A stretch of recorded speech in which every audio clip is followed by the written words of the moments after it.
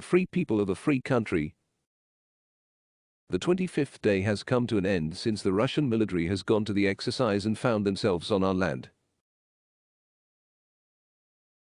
They all say so when taken captive. It is already the 25th day since the Russian military has been vainly trying to find imaginary Nazis from whom they allegedly wanted to defend our people.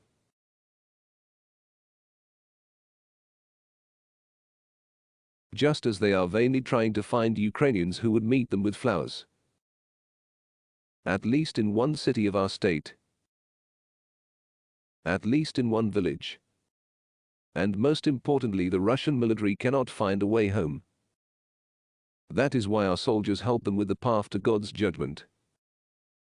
To God's judgment, where I am sure they receive only one punishment, one for all, the eternal cellar. Forever under the bombs. Forever without food, water and heat. For everything they did to our people, ordinary Ukrainians, to peaceful people, in Akhtarka and Kharkiv, in Borodyanka and Chernihiv, in Volnovakha and Mariupol, and many of our other courageous cities. In besieged Mariupol, Russian aircraft dropped a bomb on an art school. People were hiding there.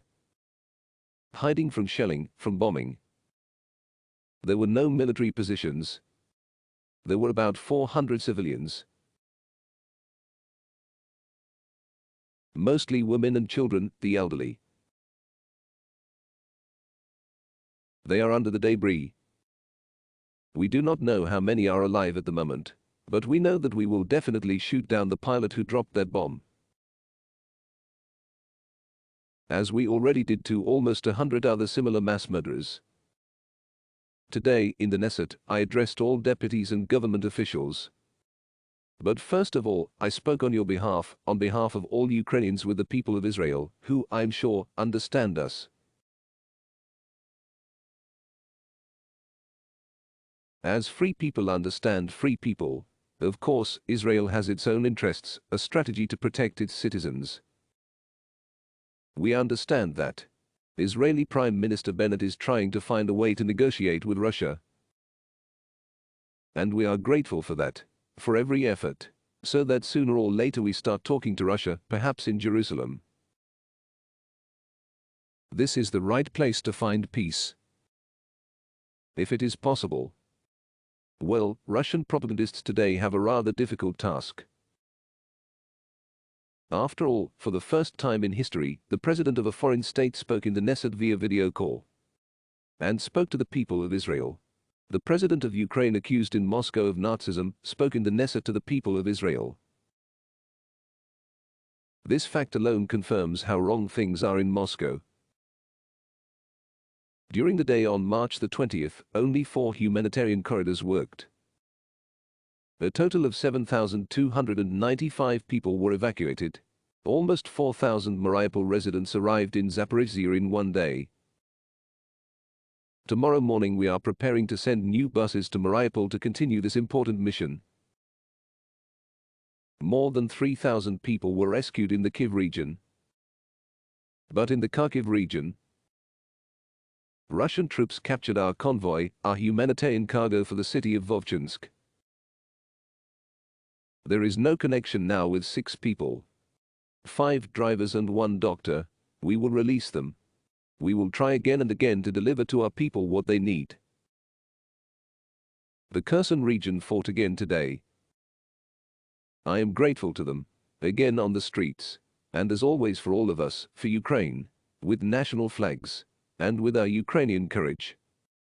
Unarmed against the occupiers, against shots and military vehicles. This is a feat that inspires us all. This is Ukraine we are proud of. These are Ukrainians to whom I am immensely grateful. Just as all our people are. In the afternoon I spoke with Prime Minister of the United Kingdom Boris Johnson, a true friend of Ukraine who does not hesitate and does not seek excuses.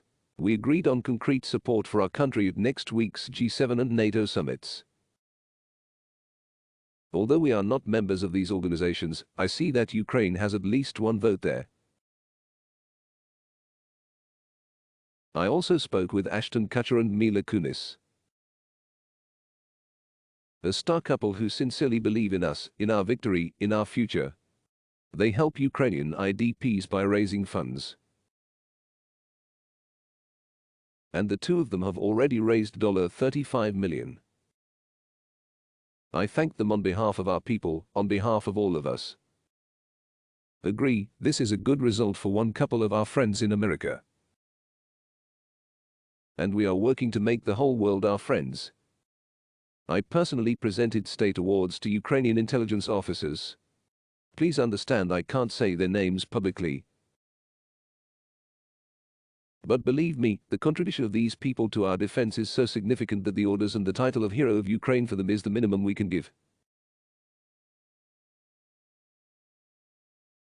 Just to express gratitude to them and to all our heroes, thanks to which we are holding on. And we're doing it pretty well, and Ukraine lives. Glory to Ukraine.